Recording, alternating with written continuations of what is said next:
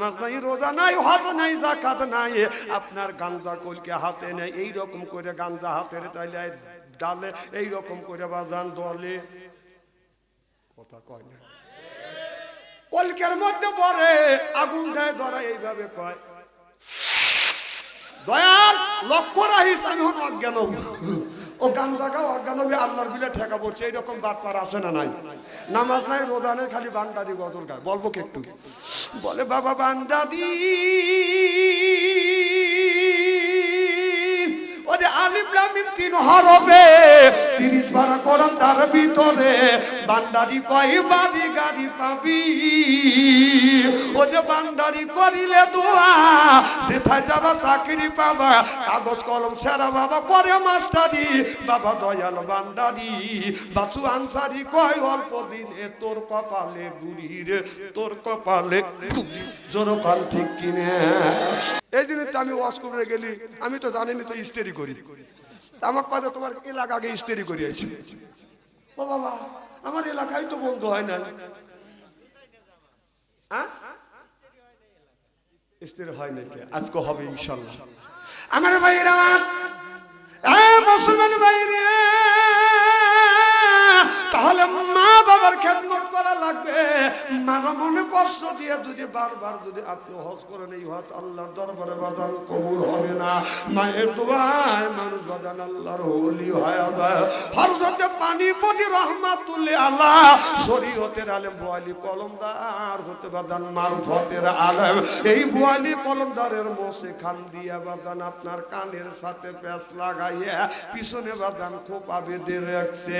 আমাদের দেশের অনেক বাজান মশলা মানুষ বাজান আছে এইরকম, আপনার বাজান রে আপনার যদি চা খায় বাজান আপনার মোষ দিয়ে পানি চা ছাকা খায়, কথা কয় না। দুধ যদি খায় গোটা মোষ লাল সাদা হয়ে যায়, যদি বলা যায় ভাইজান আপনার মোষ কবে পাকলো, কয় মোষ পাকে নাই, দুধ তো খাইতে সর লাগছে, এমন মোষ। আহা হা, ও কোন হয় মোষে? মোষের পানি খাওয়া হারাম। এই একজন আবার মোষ রাখছে বড়, আবার সে মদ পান করতেছে, মোষ এরকম তুলে মদ পান করতেছে, বলতেছে মদ খাওয়া হারাম, তুমি মোষ তুলে লয়া মদ পান করতেছ, কাজে মোষের পানি খাওয়া তো হারাম। এই জন্য মদ খাচ্ছি যাতে মোষে যাতে না পড়ে। খুব জ্ঞানী মানুষ। আমার ভাইয়েরা আমার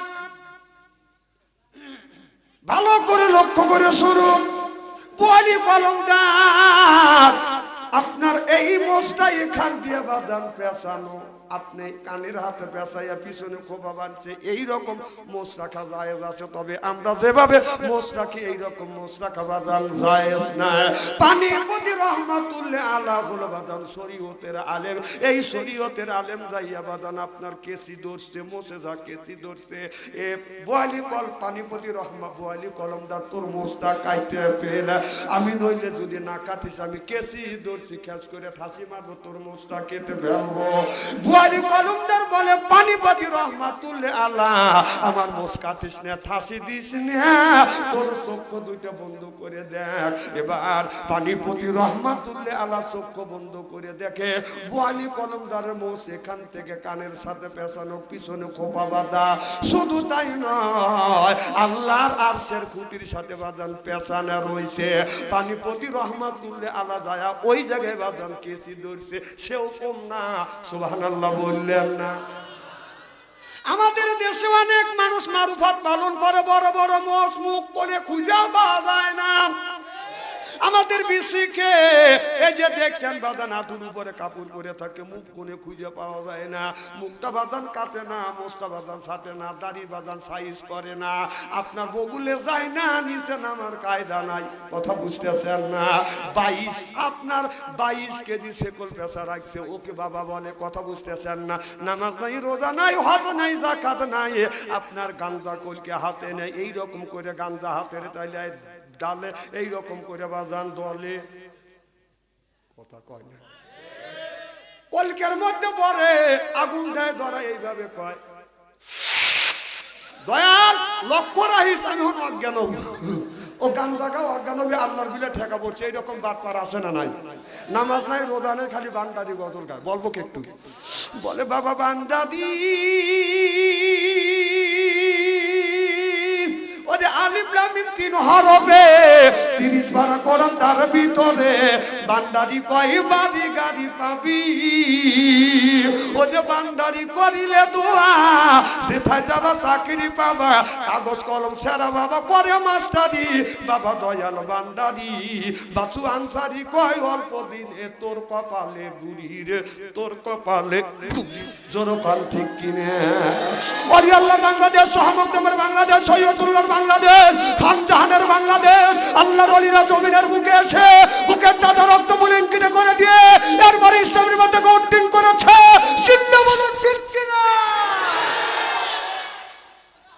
আমি না বলছি যে ইস্তেরি করে থুয়ে যাবো আজ।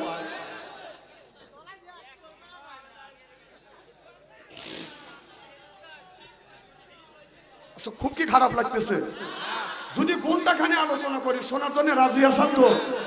হাত তুলে দেখান দিয়ে দেখে রাগ করবেন কারা কারা? সকলেরই মন মানুষ হলো ভালো আছে। আমি অন্তর থেকে দোয়া করি আল্লাহ যেন জান্নাতে জানে কেমন শিখে দেয়। জোরে কান আমিন। আমার ভাইয়ের আমার মত যদি এদিক তাকান, চেহারা কি একবারে খারাপ নাকি? কোনো দিকে তাকাবেন না।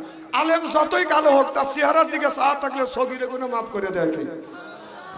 আল্লাহ সুবহানাল্লাহ। আমার ভাইয়ের আমার এবার ওয়ালি কলমদার পানিপতি ওয়ালি কলমদার বলে আমার উনি যাইয়া বাদান মোষ রাখছে, যা দেখে চোখ বন্ধ করে দেখে আল্লাহর আরশে আজিমের সাথে বাদান মোষটা পেছানো। সুবহানাল্লাহ বললেন না? এবার পানিপতি রহমাতুল্লাহ আলাদা আপনার আরশে আজিমের নিচে যা বাদান কেসি ধরছে। এবার পানিপতি রহমাতুল্লাহ আলা বলে ওয়ালি কলমদার তোর মোষটা কাটতে ফেল, যদি না কাটিস আমি কিন্তু ঠাসি দেব। কয় ঠাতি দিস না, গলা দিয়ে বাদান রক্ত উঠবে। খাস করে ঠাসি মারছে, গলা দিয়ে রক্ত উঠে এখন মারাই যায়। এবার বলে ভাই যেন আমার ভুল হয়ে গেছে, আমারে মাফ করে দাও। বলে তওবা কর, আর জীবনে আমার এই মোষ নিয়ে তুই এরকম মস্কারি করবি না, ইয়ার কি করবি না। আল্লাহর কাছে তওবা করছে, আল্লাহ আমাকে তুমি মাফ করে দাও। ওয়ালি কলমদার দোয়া করছে, পানিপতি রহমাতুল্লাহ আলা ভালো হয়ে গেছে। সিল্লে সিল্লে কর আল্লাহু আকবার। ও বাজান আমাদের ওই সময় ছিল ওয়ালি কলমদার পানিপতি রহমাতুল্লাহ আলা আল্লাহর ওলি। আমাদের দেশে বাজান আল্লাহর ওলি, আল্লাহর ওলি জীবনে কোনোদিন নামাজ পড়ে না, মাথায় রাখছে বড় বড় জট, পরনে আপনার পরনে হলো মাথায় বড় বড় চুল, এরপরে মাঝে মধ্যে করে ভুল, পরনে হলো পাটের শালা, হাতে হলো বাদান বালা, গলায় হলো পুতির মালা। আমি হিসাব করে দেখলাম ওই লোকটা হলো অরিজিনাল শয়তানের শালা। নামাজ নাই, রোজা নাই, হজ নাই, যাকাত নাই, খালি কয় খাঁচার ভিতর রসেন পাখি ঢুকলো কিভাবে। এই যে খাঁচার ভিতর রসেন পাখি ঢুকলো কিভাবে। মুর্শিদকে খাওয়াইলে সানা পাখি কি খাবে। মুর্শিদ কাল মাখন সানা পাখির তো খাওয়া হইল না। মুর্শিদকে খাওয়াইলে সানা পাখি কি খাবে। পাখি গু খাবে, তা তোর কি? এই পাখি বলে বেশি বেশি করে নামাজ পড়ো, পাখি বলে বেশি বেশি করে কোরআন তেলাওয়াত করো, পাখি বলে বেশি বেশি করে জিকির করো। রাসূল বললেন কুল্লু সাইয়্যিদ সেকালাতুল কুলবিহিল যিকরুল্লাহ। রাসূল বললে বেশি বেশি করে জিকির করো, কলবের ময়লা পরিষ্কার করে দিবে কে? এই কাপড়ে যদি ময়লা পড়ে সাবান ছোটা দিলে বাদান ময়লা পরিষ্কার হয়। শরীরে যদি ময়লা পড়ে সাবান দিয়ে বাদান আপনার শোভা দিয়ে এইরকম করে ডললে বাদান ময়লাগুলি পরিষ্কার হয়। এইরকম করে ডললে ময়লা বাদান পরিষ্কার হয়। কথা কয় না রে? আপনার মনের মধ্যে যদি ময়লা পড়ে কি দিয়ে পরিষ্কার করব? ও মনে বাবলা পাতা দাগ লেগেছে, ধুইলে কি যায় সাবানে সাবানে। মনের ময়লা মুজিবে কেমনে, এ খাদ্য তো যায় না রে দুলে, সব বাবা যায় না রে মোলে। শিকার গন্ধ যাইবে কি ভাই, সুসর গন্ধ যাবে কি ভাই, গোলাপ জল দিলে। মনের ময়লা মুজবে কেমন কুল্লু সাইয়াল সেকালাতুল কুলবিল যিকরুল্লাহ। বেশি বেশি করে জিকির করলে কলবের ময়লা পরিষ্কার করে দেয় কে? কিন্তু এই জিকির না, যে জিকির করলে আল্লাহ বেজার হয়, জিকিরের শব্দ হলো সুবহানাল্লাহ, আলহামদুলিল্লাহ, লা ইলাহা ইল্লাল্লাহ, আল্লাহু আকবার। তারপরে আপনি সেপাতে জিকির গুনে করতে পারেন, ইয়া রহমানো, ইয়া রাহিমো, ইয়া খালেক, ইয়া মালিক, ইয়া হান্নান, ইয়া মান্নান। এই জিকির গুনে করতে পারো। তা না করিয়া আমাদের জিকির করে কেউ ফেরে না খালি হাতে। ও পরোটা খাও তো তেল করো, তাই নিয়ে মাটি কেটে খাও। এখন তো ঠিক কবে, কিন্তু হলে তো হাঙ্গ ঠিক মতে মারো।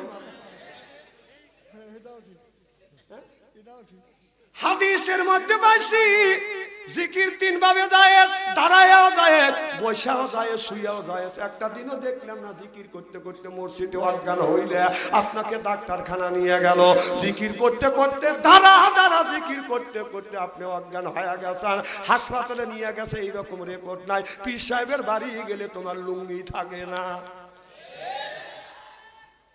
এই দিনে কত পীর বাদান মত